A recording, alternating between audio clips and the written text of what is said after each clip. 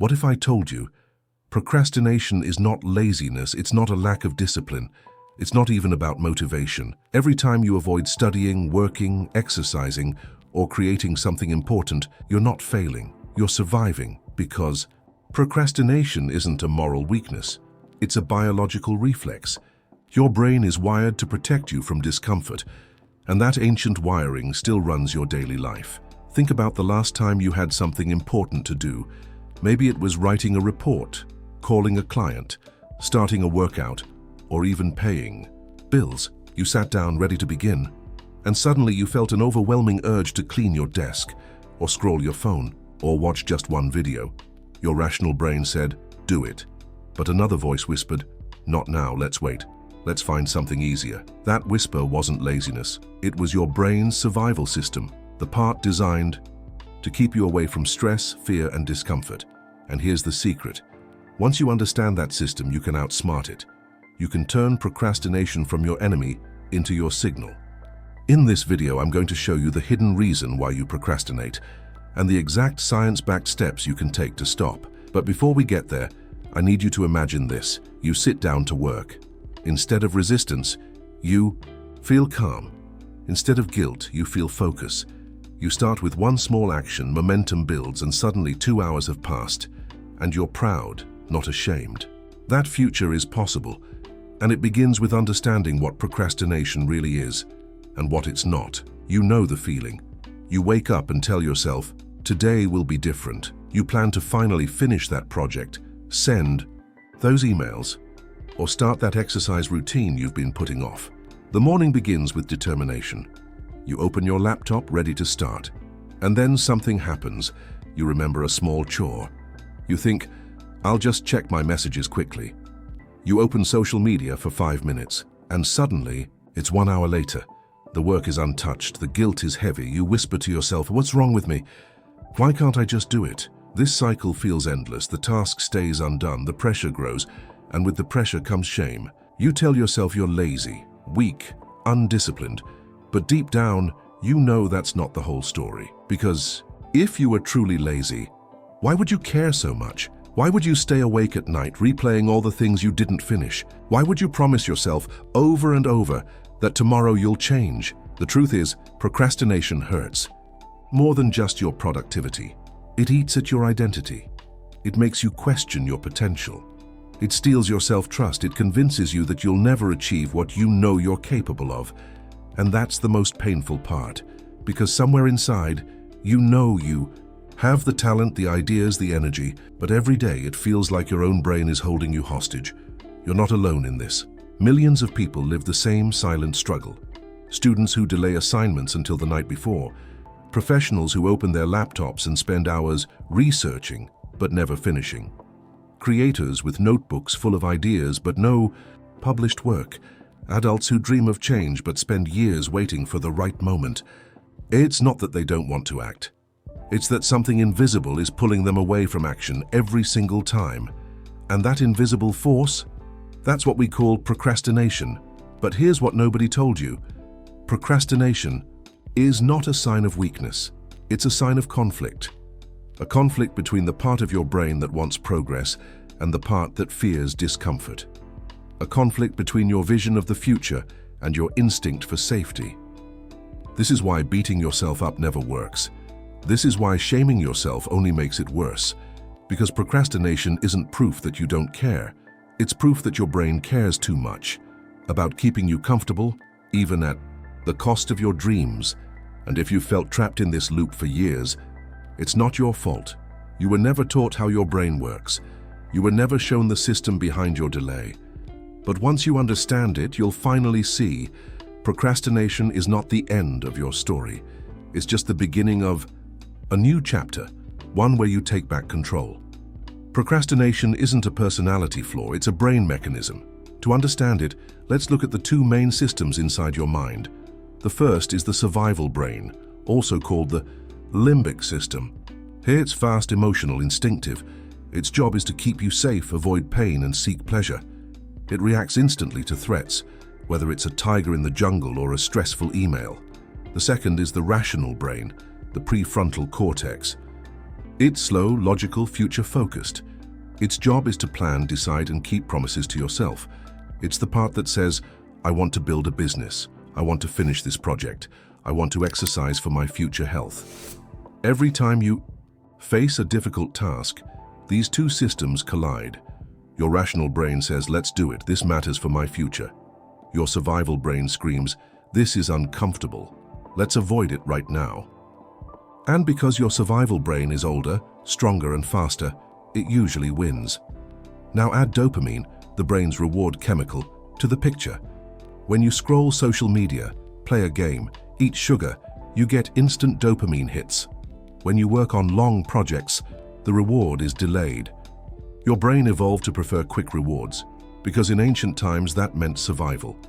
Eating berries now was better than hoping for a feast later, but in the modern world, that wiring works against you. Why start writing a report? Stressful? Boring? Uncertain? When you can get instant pleasure by checking your phone? That's why procrastination feels irresistible, because biologically, it is. There's another layer. When you look at a big, difficult task, your brain doesn't just see work, it sees threat. Deadlines, expectations, possible failure, all trigger your stress response. Cortisol rises. Your limbic system interprets the task as danger. So what does it do? It pushes you toward escape, distractions, comfort, avoidance. This is why you suddenly feel hungry, tired, or restless right when you need to focus. Your brain is trying to save you from perceived pain. So procrastination isn't laziness. It's a tug-of-war between two parts of your brain. The prefrontal cortex, pulling you toward long-term growth, and the limbic system, pulling you toward immediate safety. Every time you delay, it's because your survival brain won that battle. And unless you understand how to rebalance the fight, you'll keep losing. The good news? You're not stuck. Neuroscience shows that your brain is plastic. It can rewire itself. You can train it to crave focus, to feel safe in discomfort, to choose progress over delay. But here's the key. You can't do it with guilt. You can't do it with brute force willpower. You have to work with your brain, not against it. Think of your brain like a toddler in a candy store. If you scream at it, it throws a tantrum. If you gently guide it and offer small rewards, it learns to behave. Procrastination works the same way. You can't beat it by yelling at yourself. You beat it by designing systems that trick your brain into cooperation. And in the next section, I'll show you exactly how. It's late at night. You've been telling yourself all day, tonight I'll finally start that project. You open your laptop, you stare at the blank screen, and before you even realize it, a small whisper in your mind says, wait, let's just check YouTube first, just one video. So you open it. And somehow you end up watching a documentary about penguins marching in Antarctica. 2 hours pass, the report is still untouched, and the guilt starts to creep in. Why am I like this? Why can't I just focus like everyone else? Sound familiar? This is the everyday face of procrastination. It doesn't look like a big dramatic choice. It looks like small innocent decisions that pile up until the day is gone. Maybe for you it's not penguins. Maybe it's TikTok, Instagram, or endless scrolling. You tell yourself, 5 minutes to relax, then I'll start. But the platforms are designed to keep you hooked. Bright colors, short bursts of dopamine, infinite scroll. 5 minutes become 50. And suddenly the thing you promised yourself you'd do is once again pushed to tomorrow. Or maybe your procrastination looks more productive. You clean your desk. You organize your folders. You make lists of tasks. You spend hours preparing the perfect plan. But the real work, the uncomfortable action, it stays untouched. This is called active procrastination.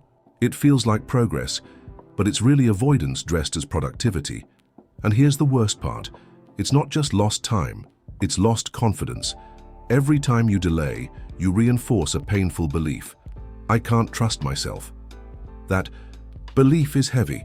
It drains your energy. It makes future tasks feel even harder. So the cycle continues. You avoid, you feel guilty. You feel guilty, the next task feels scarier. The scarier it feels, the more you avoid. And round it. goes. If you step back, you'll see the pattern clearly. The task appears, you plan to act.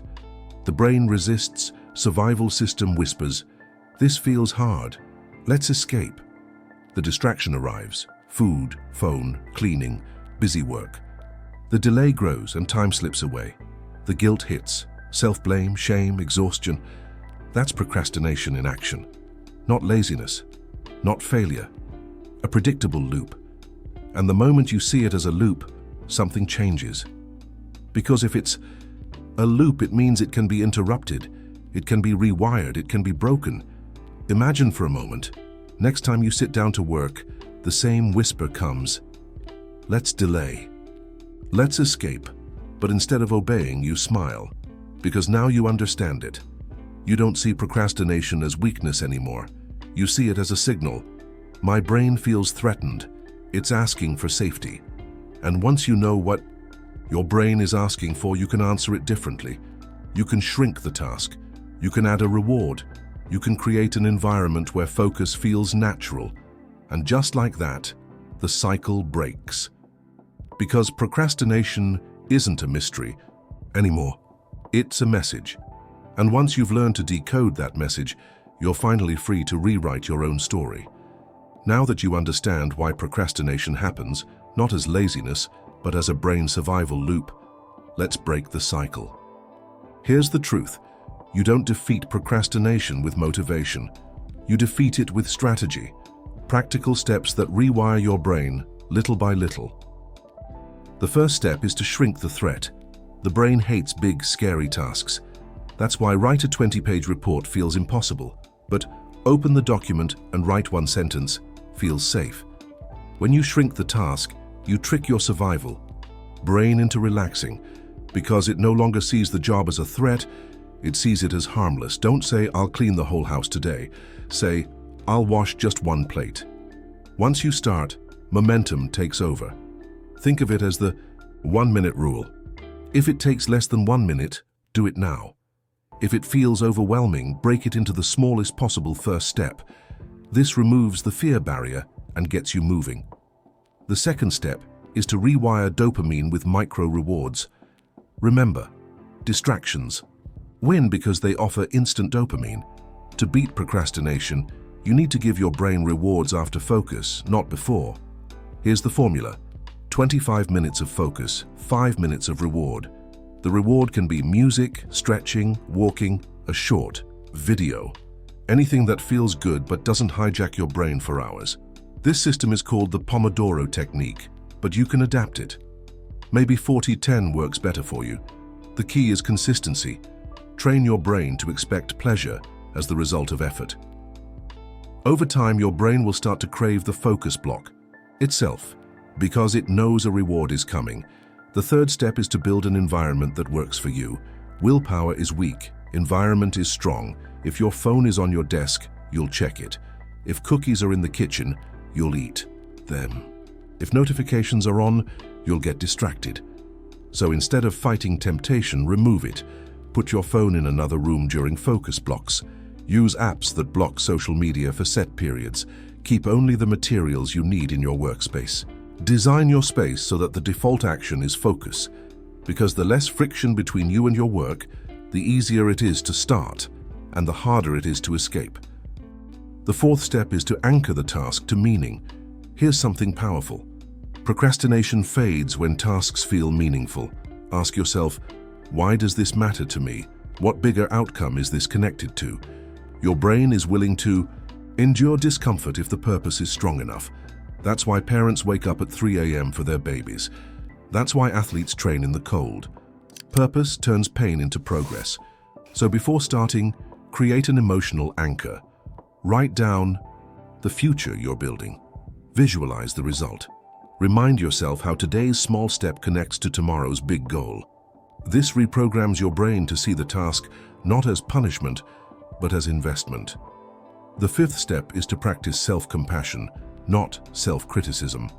This may be the most underrated step. Shame fuels procrastination. Every time you say, "I'm lazy, I'm weak, I'm broken," you reinforce the belief that you can't change. That belief becomes a self-fulfilling prophecy. But when you meet procrastination with compassion, something shifts. You say, "My brain is trying to protect me. It feels uncomfortable. That's okay. I can still take one small step." This reframing removes the weight of guilt and gives you freedom to act. Because change doesn't come from hating yourself into action. It comes from supporting yourself into consistency. Now let's put it all together. Shrink the threat. Start with the smallest possible action. Rewire dopamine. Reward yourself after short focus blocks. Shape your environment. Make distraction hard. Focus easy. Anchor to meaning. Connect the task to your bigger purpose. Show compassion. Remove shame. Add patience. Do this consistently, and procrastination shifts from monster to message. You stop fearing it. You start using it. Because every time procrastination shows up, you'll know exactly what to do. When you apply this system, you don't just finish tasks. You rebuild trust with yourself. And that's the ultimate reward.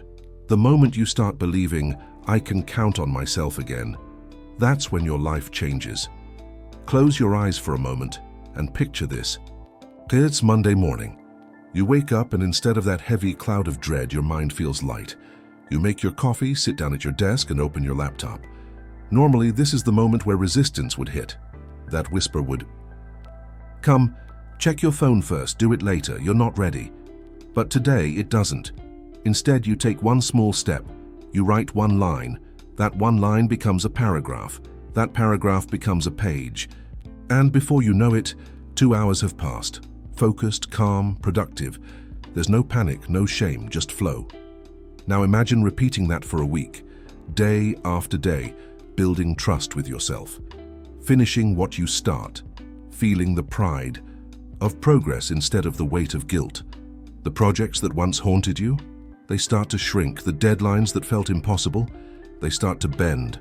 And the future that felt out of reach, it starts to feel real again. Because here's the truth. Procrastination was never proof that you were broken. It was proof that your brain was doing its job, protecting you. But now, you've taken that raw survival system and rewired it. You've turned avoidance into action. You've turned fear into flow, and the best part, this transformation doesn't just change your productivity, it changes your identity. You stop seeing yourself as the one who delays. You start seeing yourself as someone who follows through, someone who shows up, someone who can be trusted by others, and most importantly, by yourself. This is the hidden power inside you, not to erase procrastination completely, but to master it, to recognize it, decode it, and redirect it toward progress. And when you realize that, everything changes, because you no longer live at the mercy of your brain. You live in partnership with it, and that, more than finishing any task, is the real victory. So let's bring it all together. Procrastination isn't laziness. It's not weakness. It's not proof that you're broken. It's a survival program. Your brain is wired to avoid discomfort and chase easy rewards. But the same brain that delays you can also be trained to drive you forward. All it takes is a new approach. Shrink the threat. Start small. Rewire dopamine. Reward focus, not distraction. Shape your environment. Make focus easy, distraction hard. Anchor tasks to meaning. Connect every action to your bigger goals. Practice self-compassion.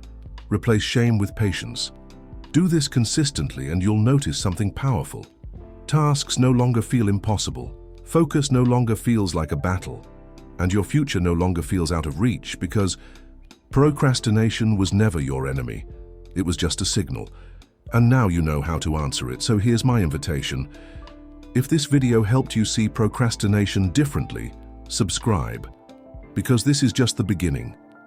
In the next video, we'll dive even deeper into how platforms like TikTok are literally rewiring your brain. And if you want to take back control of your mind in a world full of digital hijacks, you won't want to miss it. And if you found value here, hit the like button. It tells YouTube to share this with more people who feel trapped in procrastination.